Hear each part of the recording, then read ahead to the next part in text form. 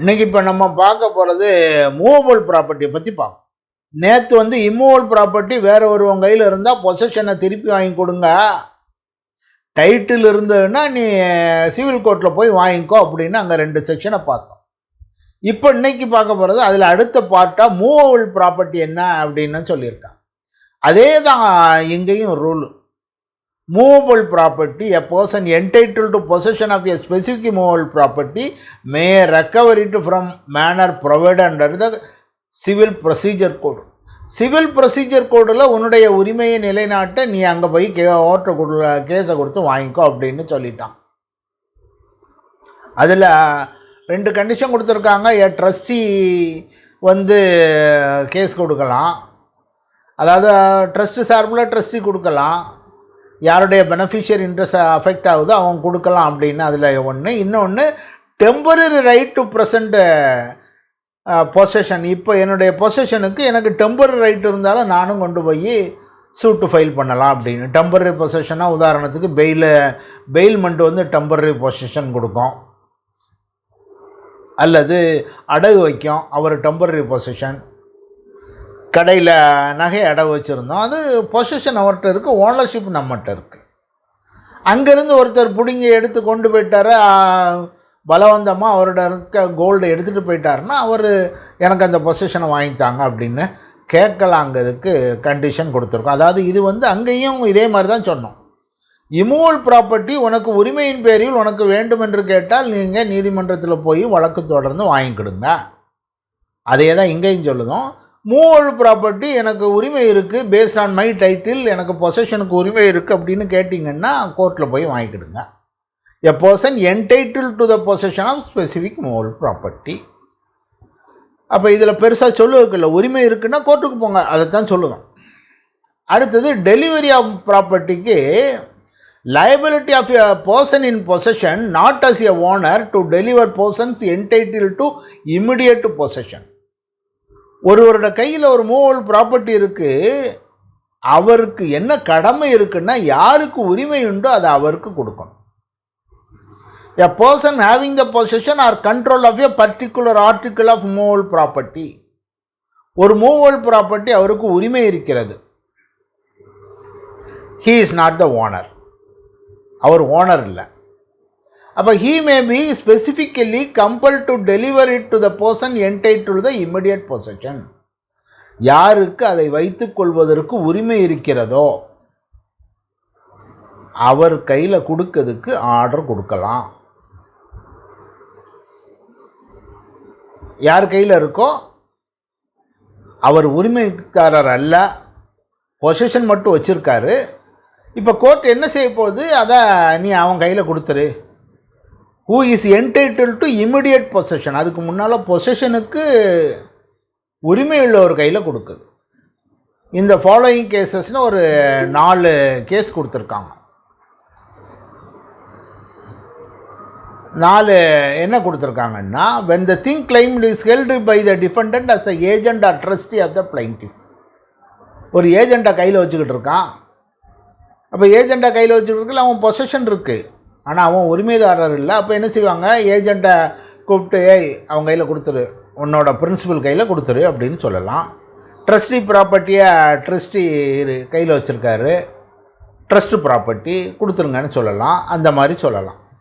when compensation money would not afford the plaintiff adequate relief, அவனுக்கு compensation கொடுக்க முடியாது அப்படிங்கிற பையில் அதே கொடுத்துருங்க அப்படின்னு.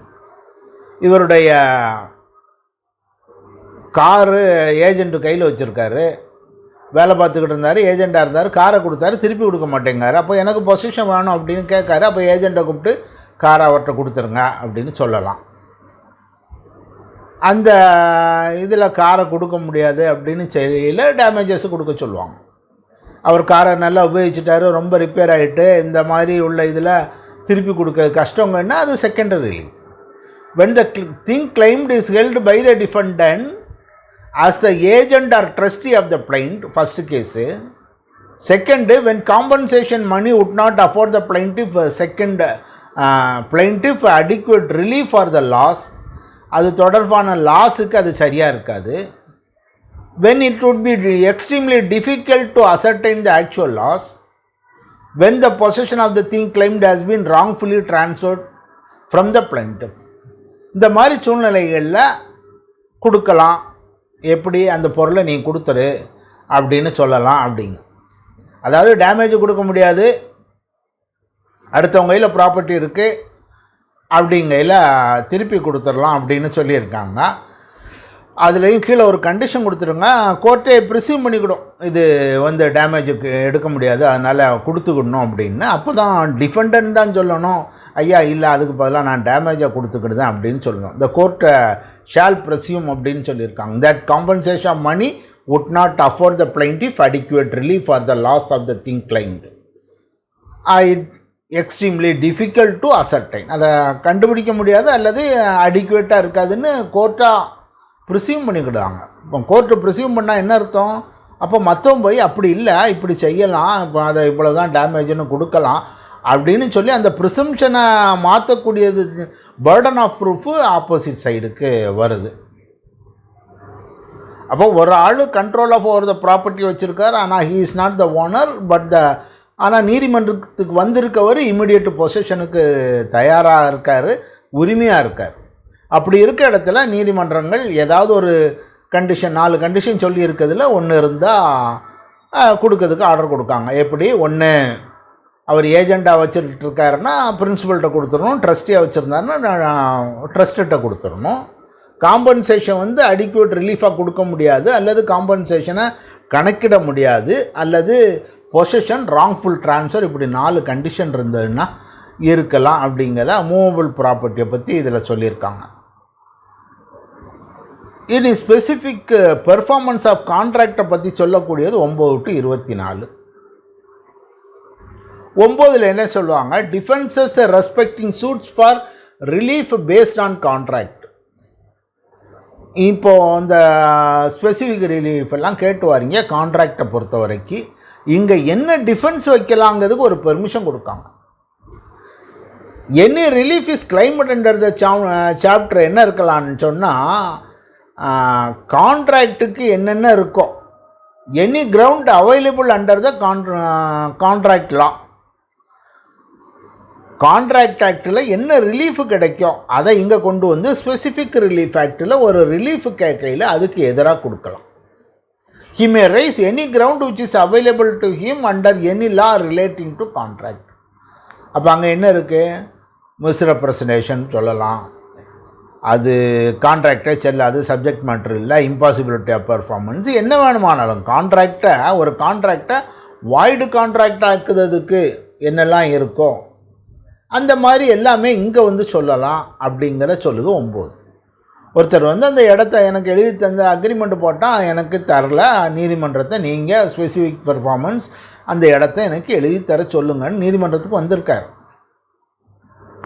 அப்போ ஆப்போசிட் சைடு அந்த கான்ட்ராக்டில் என்னெல்லாம் டிஃபெக்ட் இருக்குதுன்னு கான்ட்ராக்ட் ஆக்டில் சொல்லலாமோ அதை சொல்லி ஒரு டிஃபென்ஸாக எடுத்துக்கிடலாம், அது இங்கே பெர்மிசிபிள் அப்படின்னு சொல்லுவாங்க. ஸ்பெசிஃபிக் ரிலீஃப் ஆக்டுக்கு அது பெர்மிசிபிள்.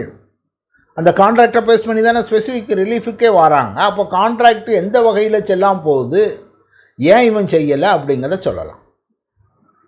அவருடைய கண்டிஷன் படி அவரோட பெர்ஃபார்மன்ஸ் அவர் செய்யலை சொல்லலாம். இல்லாட்டா இது மிஸ்ரெப்ரசன்டேஷன், என்னை ஏமாற்றி எழுதி வாங்கிட்டாங்க, இந்த மாதிரி சொல்லலாம்.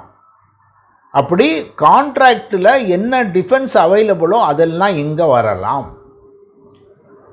இது 9ல் டிஃபென்ஸை பற்றி சொல்லுவாங்க. 10ல் specific performance in respect of contract எங்கெல்லாம் கொடுக்கலாம். Specific performance in the specific performance of a contract shall be enforced by court. அதாவது இதுக்கு முன்னால் மேபின்னு இருந்தது, 2018 வரையில் தான் இதை ஷால் பி ஆக்கிட்டாங்க. கோர்ட்டுக்கு டிஸ்கிரிஷன் இல்லை, 3 எக்ஸெப்ஷன் கொடுக்காங்க. செக்ஷன் 11 சப்செக்ஷன் 2ல் உள்ள எக்ஸெப்ஷன், 14ல் உள்ள எக்ஸ்பெக்ஷன், 16ல் உள்ளது. செக்ஷன் 11 சப்செக்ஷன் 2ல் என்னென்னா, contract made by a trustee in excess of his power or breach of trust. ஒரு ட்ரஸ்ட் ப்ராப்பர்ட்டி ட்ரஸ்டிக்கு விற்கிறதுக்கு அனுமதியே இல்லை, அவர் விற்கார் in excess of his power. ஒருவனுடைய பெனிஃபிஷியல் இன்ட்ரெஸ்ட்டுக்காக கிரியேட் பண்ண ப்ராப்பர்ட்டி அவனுடைய பெனிஃபிஷியல் இன்ட்ரெஸ்ட் இல்லாமல் வேற ஒன்று விஷயத்துக்காக பிரீச் ஆஃப் ட்ரஸ்ட். அப்படி உள்ள சூழ்நிலையில் ஸ்பெசிஃபிக் ரிலீஃப் இல்லை. நம்பர் 1.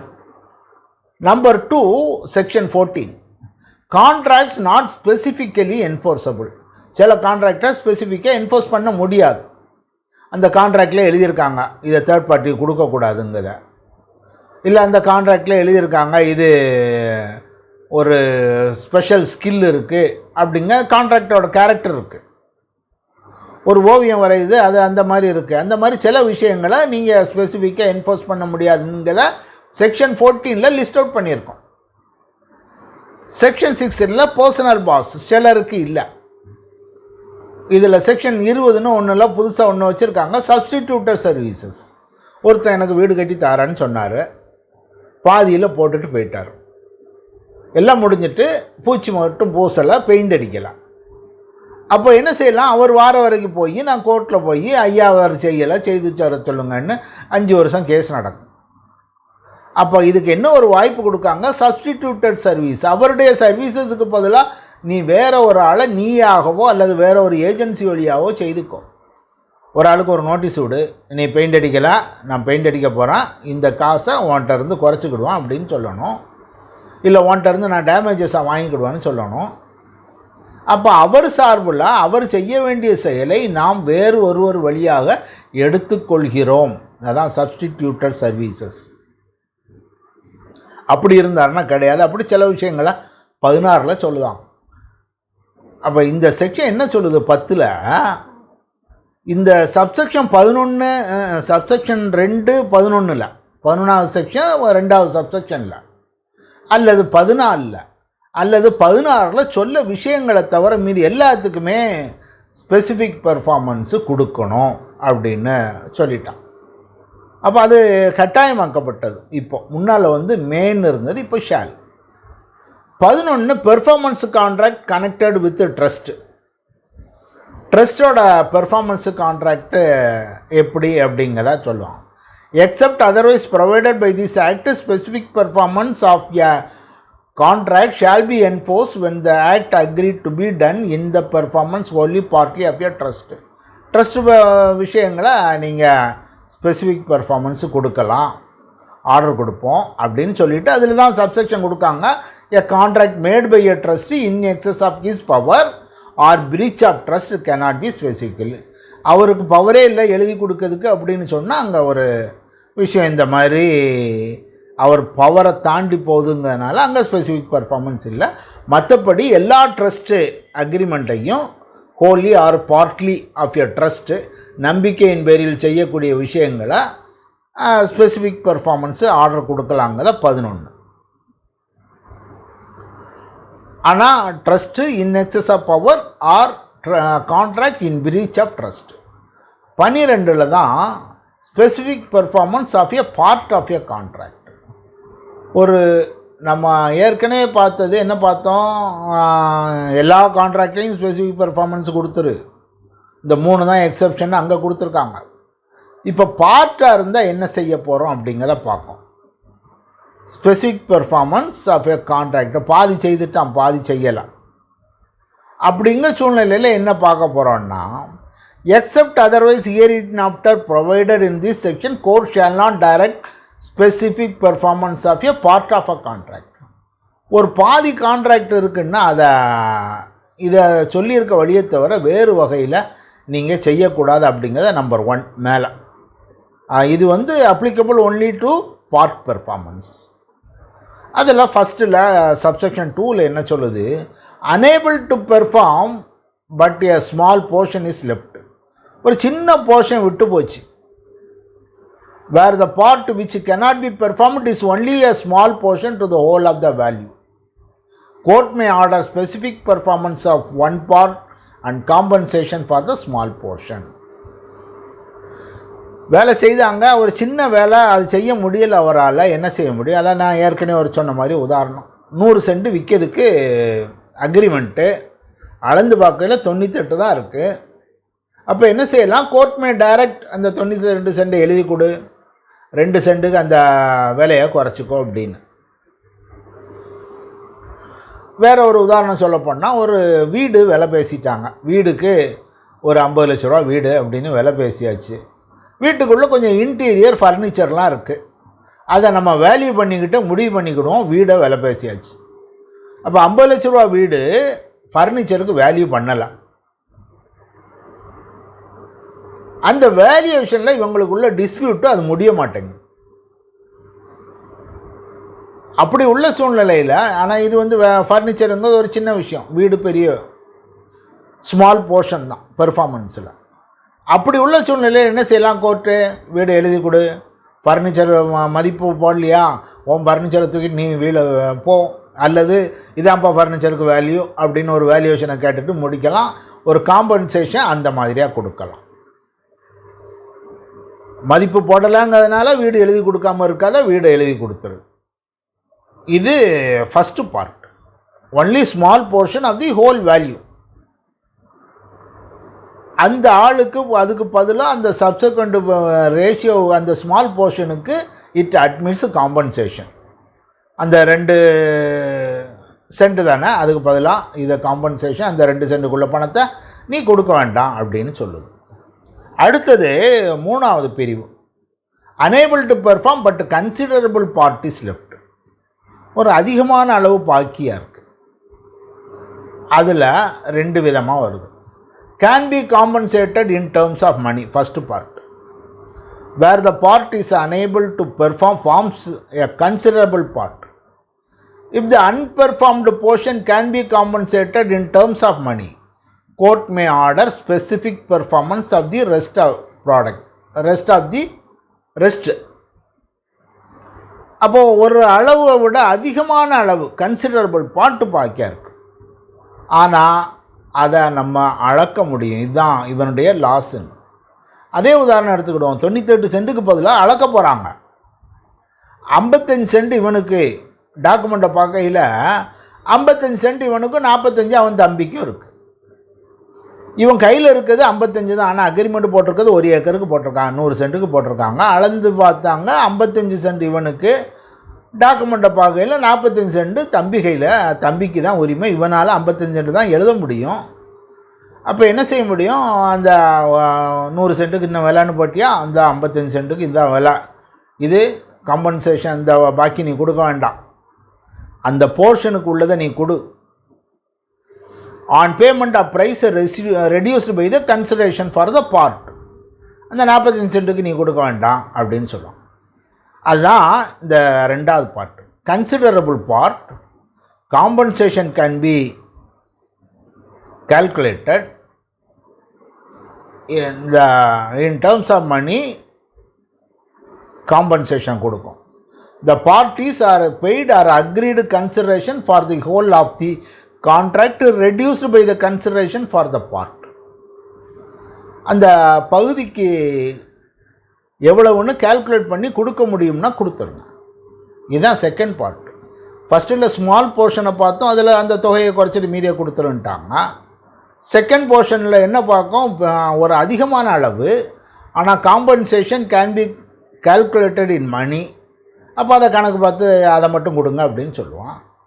2வது cannot be compensated by money, where the unperformed portion cannot be compensated by money, the court may order specific performance provided the party pays or has paid consideration for whole of the contract without any reduction.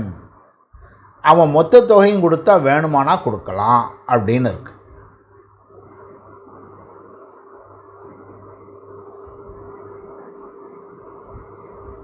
With pays or paid the consideration for the whole of the contract without any abatement அப்படின்னு இருக்கு. And he relinquishes all claims to the performance of the remaining part. அவன் வேணுமானா கான்ட்ராக்டை வேண்டான்ட்டு போகலாம். இங்கே அவன் contract வேணும்னு கேட்கான். ஆனால் அதே சமயத்தில் நம்மளால் அது எவ்வளவுதான்னு சொல்ல முடியலை. அப்படிங்கும்போது நீ முழு பணத்தையும் கொடுத்துட்டு அதை வாங்கிட்டு போ அப்படிங்கிற மாதிரி சொல்லுவோம். உதாரணம், ஒரு வீடு இருக்குது, வீடோட சேர்த்து தோட்டமும் இருக்குது. அந்த தோட்டத்தை அவனால் எழுதி கொடுக்க முடியலை, வீடு மட்டும்தான் எழுதி கொடுக்க முடியுது. ஆனால் இவனுக்கு வீடு வேணும், தோட்டத்துக்கு வேல்யூ பண்ண முடியலை அப்படிங்கையில் cannot be compensated by damages அப்படிங்கும்போது முழு பணத்தையும் கொடு, அதையும் சேர்த்து வாங்கிட்டு போ அப்படின்னு வேணுமானா சொல்லலாம். இல்லாட்டா கான்ட்ராக்டர் ஸ்பெசிஃபிக் பெர்ஃபார்மன்ஸ் நம்ம ஆர்டர் கொடுக்க மாட்டோம், என்ன செய்வோம், நீ கொடுத்த பணத்தை வாங்கிக்கோ, உனக்கு இடமும் இல்லை, நீ கொடுத்த பணத்தை வாங்கிக்கோன்னு சொல்லலாம். ஸ்பெசிஃபிக் பெர்ஃபார்மன்ஸு மேஜர் போர்ட் செய்யலை, ஒரு கன்சிடரபிள் பார்ட்டு செய்யாமல் இருக்குது, ஆனால் எனக்கு ஸ்பெசிஃபிக் பெர்ஃபார்மன்ஸ் தான் வேணும்னு சொன்னால் மொத்த பணத்தையும் கொடுத்துட்டு போங்க அப்படின்னு ஒரு 2வது கண்டிஷன் வைக்கும். அடுத்தது 3வதுல வரும்போது 4வது கான்ட்ராக்ட் வித் செவரல் பார்ட். அது கான்ட்ராக்ட்ஸ் வித் செவரல் பார்ட்ஸ்னு வருது, இண்டிபெண்ட் ஆஃப் அனதர். அப்படிங்கும்போது எதை செய்ய முடியுமோ அதை செய்யுங்க, எதை செய்ய முடியாதோ அதை விட்டுருங்க அப்படின்னு கொடுக்கும். உதாரணம், ஒரு 4 இடத்துல பிளாட்டு கிடக்கு, 4ஐயும் விற்கிறதுக்கு அக்ரிமெண்ட் போட்டான். 4ல் 3 தான் இவனுக்கு உரிமை, 1ல் உரிமை இல்லை. when a part of the contract which taken by itself can ought to be specifically performed stands on a separate and independent footing from another part of the same contract which cannot or ought not to be specifically performed, the contract may direct performance of the part. ஒரு agreement போட்டிருக்காங்க, 4 இடத்த விற்கிறதுக்கு போட்டிருக்காங்க, 4 இடம் விற்கையில் அந்த அக்ரிமெண்ட்டில் 2 விற்க முடியாது, 2 விற்கலாம்.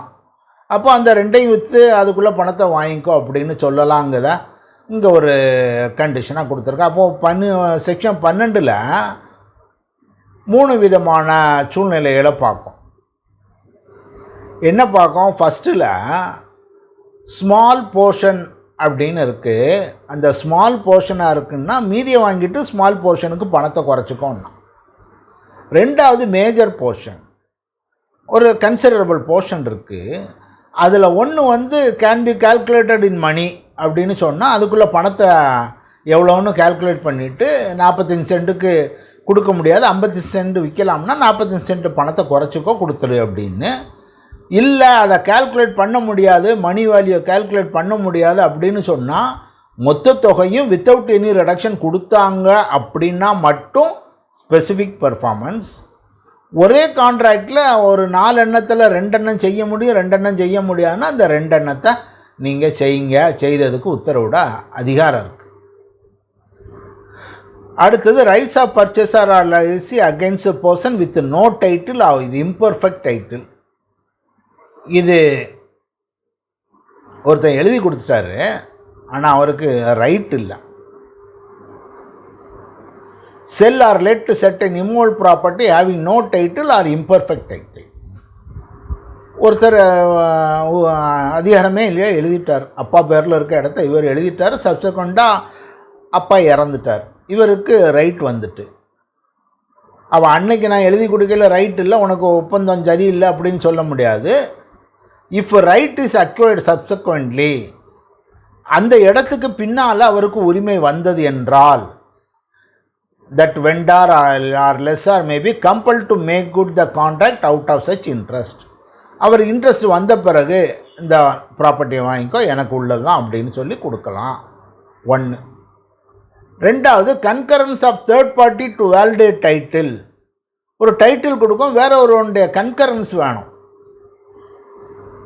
உதாரணத்துக்கு ஒரு இண்டஸ்ட்ரியல் எஸ்டேட்டு நீங்கள் விற்கணும்னு சொன்னால் அவரோட கன்கரன்ஸ் வேணும். இண்டஸ்ட்ரியல் எஸ்டேட்டில் ஒரு இண்டஸ்ட்ரியல் லேண்டை ஒருத்தர்கிட்ட இருந்து இன்னொருத்தர் விற்கணுன்னா இண்டஸ்ட்ரியல் டெவலப்மெண்ட் போர்டுன்னு அது யாருடைய கண்ட்ரோலில் இருக்கோ அவங்க ஒரு கன்கரன்ஸ் கொடுக்கணும்.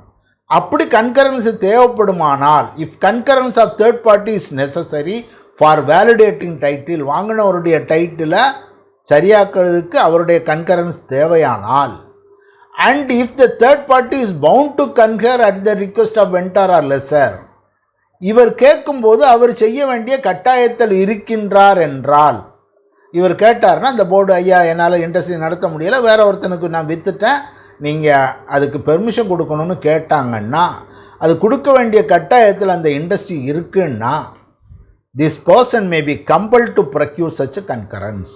விற்கவருக்கு ஒரு ஸ்பெசிஃபிக் பெர்ஃபார்மன்ஸ், என்ன பெர்ஃபார்மன்ஸ் ஆர்டரு, நீ அவன்கிட்ட பெர்மிஷன் வாங்கி கொடு அப்படின்னு கொடுக்கலாம். அடுத்தது அதே மாதிரி தான், if conveyance by third party is necessary to validate the title. அங்கே கன்கரன்ஸ் சொன்னோம், இங்கே தேர்ட் பார்ட்டி தான் எழுதியே கொடுக்கணும். வேலிடேஷனுக்கு தேர்ட் பார்ட்டி கன்வேயன்ஸ் அவங்களும் எழுதி கொடுக்கணும். And if they are bound to convey at the request of vendor, he may be compelled to procure such conveyance. Industrial எஸ்டேட்லாம் பார்த்தீங்கன்னா கொஞ்சம் நாளைக்கு லீஸுன்னு கொடுத்துருப்பாங்க. அந்த லீஸு முடிஞ்ச பிறகு அந்த இண்டஸ்ட்ரியல் போர்டு வந்து அப்சல்யூட் ரைட்டாக எழுதி கொடுப்பாங்க. இப்படி உள்ள சூழ்நிலையில் if conveyance by a third party, அந்த இண்டஸ்ட்ரியல் போர்டு எழுதி கொடுக்கணும். And if it is bound to convey at the request of vendor, எழுதி கொடுக்கவர் அதை கேட்டார்னா, அந்த இவனுக்கு விற்கவர் கேட்டார்னா அவங்க தேர்ட் பார்ட்டி எழுதி கொடுக்கணும்னு ஒரு கட்டாயம் இருக்குன்னா he may be compelled to procure such conveyance. vendor to redeem mortgage, அன்என்கம்பரன்ஸ் ப்ராப்பர்ட்டின்னு சொல்லிட்டு ஒன்று விற்றுட்டு அதுக்குள்ளே ஒரு மார்க்கேஜ் இருக்குது அப்படின்னா அந்த மார்க்கேஜை கிளியர் பண்ணி கொடுக்கணும். 50 லட்சம் விற்றுருக்காரு, ஏற்கனவே ப்ராப்பர்ட்டி மேலே 5 லட்சம் மார்க்கேஜ் இருக்குது அப்படின்னு சொன்னால் அதை க்ளீன் பண்ணி கொடுக்க வேண்டியது இவருடைய டியூட்டி. அப்போது the purchaser may compel the vendor to redeem the mortgage. அடுத்தது vendor to return deposit money.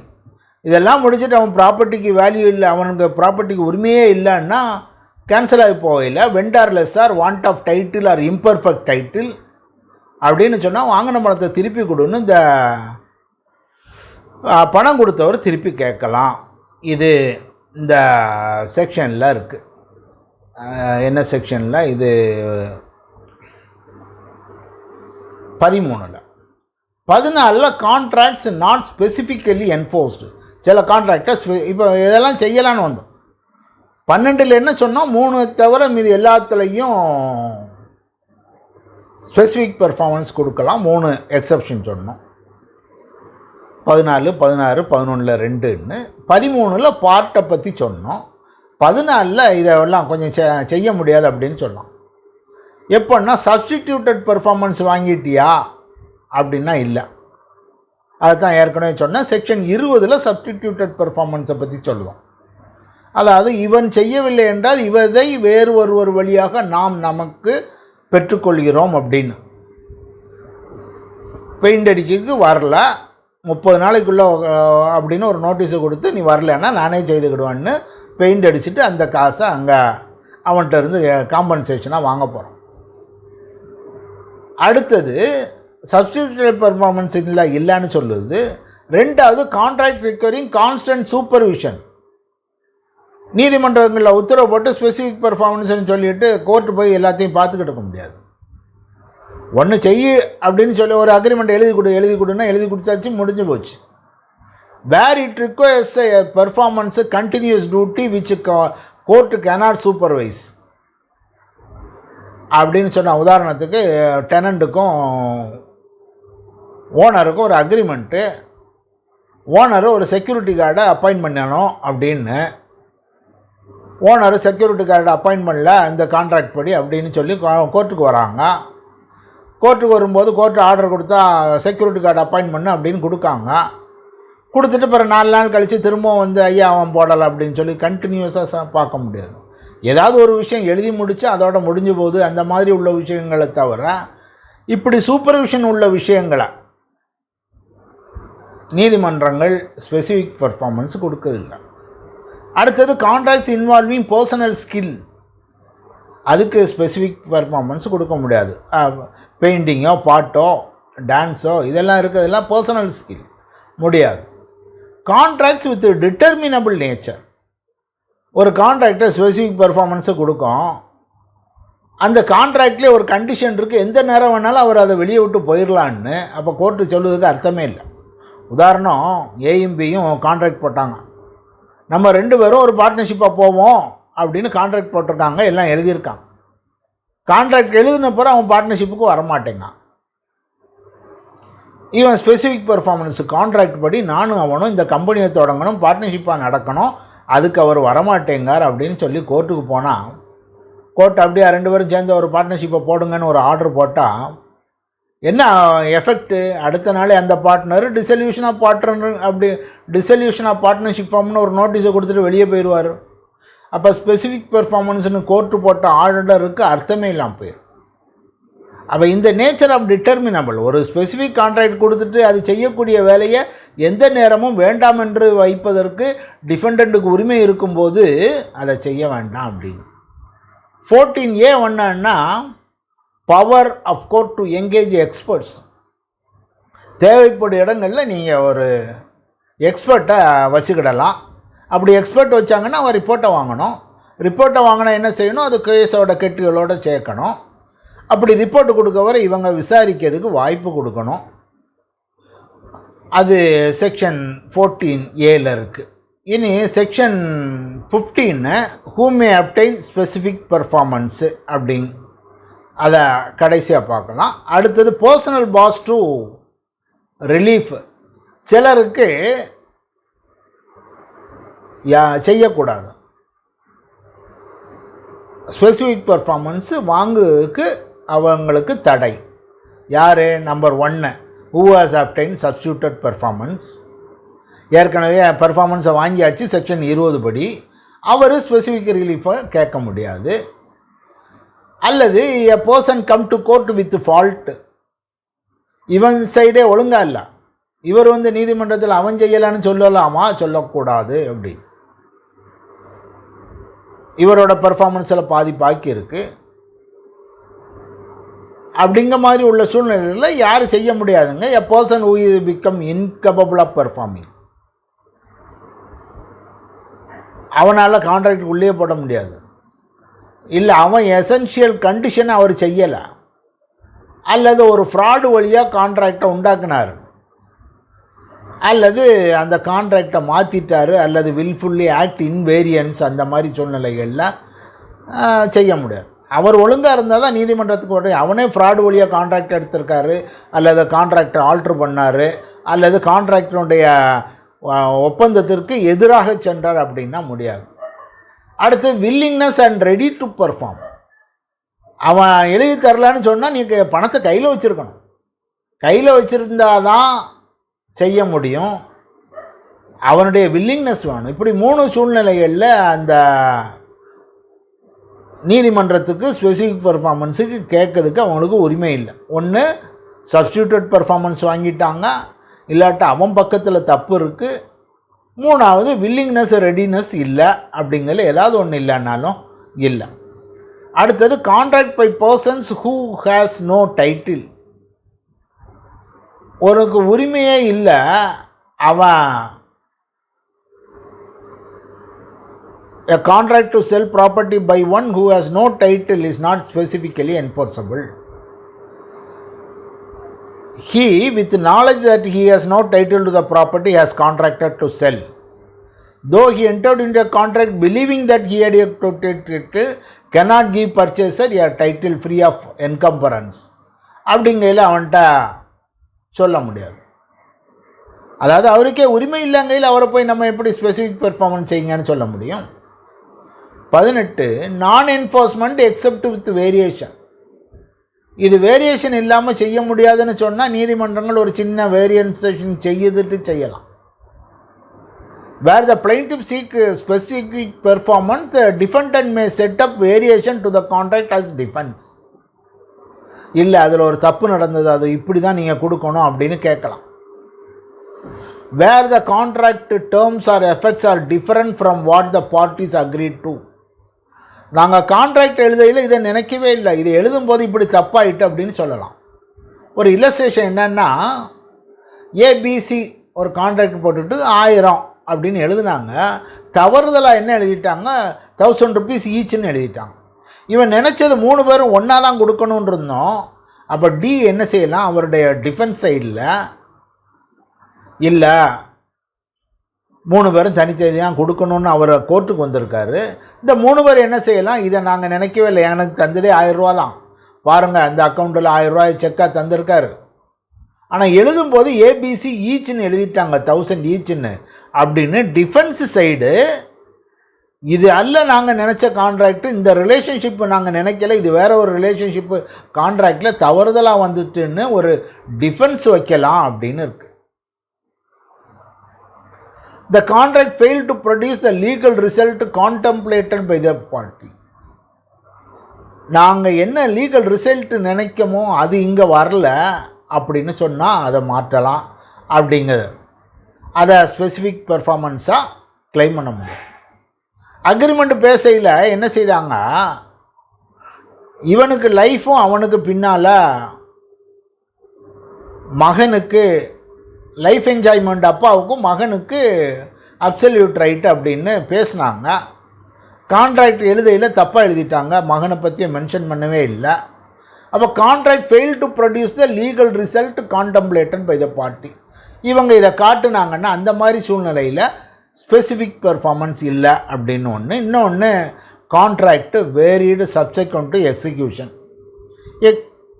கான்ட்ராக்டை முடித்த பிறகு அதில் சின்ன மெட்டீரியல் ஆல்ட்ரேஷன் இருந்தால் அங்கேயும் ஸ்பெசிஃபிக் பெர்ஃபார்மன்ஸ் இல்லை. சப்ஸ்டிடியூட்டட் பெர்ஃபார்மன்ஸு ஏற்கனவே பல தடவை சொல்லியிருக்கேன். இதில் கிவன் இன் ரைட்டிங் ஒரு நோட்டீஸ் கொடுக்கணும் 30 நாளைக்குள்ள. 30 நாளைக்குள்ள நோட்டீஸ் கொடுத்துட்டு இவர் சப்ஸ்டிடியூட்டட் பெர்ஃபார்மன்ஸ் அவரே அல்லது வேறு ஒரு ஏஜென்சி வழியாக அந்த காஸ்ட் எக்ஸ்பென்சஸ் அதை எடுத்துக்கலாம். ஒன்ஸ் சப்ஸ்டிடியூட்டட் பெர்ஃபார்மன்ஸ் எடுத்தாச்சுன்னா there is no claim for relief of specific performance, he can claim compensation அப்படிங்கிறது செக்ஷன் 20. அடுத்தது power to award compensation. Breach of contract இருக்கும்போது in addition to performance court may decide specific performance கூட it shall award compensation. Specific performance கொடுக்கலாம் அல்லது specific பெர்ஃபார்மன்ஸுக்கு பதிலாக compensation கொடுக்கலாம். இதெல்லாம் அவங்க பார்த்து செய்யணும். செக்ஷன் 73 கண்டிஷனுக்கு உட்பட்டு செய்யணும். செக்ஷன் 73 என்ன சொல்லியிருக்கோம், அன்னெசரியாக டேமேஜ் கொடுக்க வேண்டாம்னு சொல்லியிருக்கோம். அது என்னது, லிக்விட் டேமேஜாக இருந்தால் அதுக்குள்ளே ஒரு தொகையை கொடுக்கணும் அப்படின்னு சொல்லியிருக்கோம். அது செக்ஷன் 21 டேமேஜ் கொடுக்கலாம். No compensation shall be awarded unless it is claimed. ஆனால் என்ன செய்யலாம், பிளைன்டிஃபு எந்த நேரத்துலையும் பிளைண்ட்டை மாற்றிக்கிடலாம். காம்பன்சேஷன் டிசைட் பண்ணும்போது செக்ஷன் 73 சொல்லியிருக்கக்கூடிய பிரின்சிபலை கையில் வச்சுக்கிடுங்க. அதுக்குள்ளே கோர்ட்டுகள் காம்பன்சேஷன் கொடுக்கணும் அப்படிங்கிறத இந்த செக்ஷனில் சொல்லியிருக்கோம். இதில் சந்தேகங்களுங்க இதோட முடிச்சுக்கிடுவோம். நாளைக்கு பாக்கி உள்ளதை பார்க்கலாம்.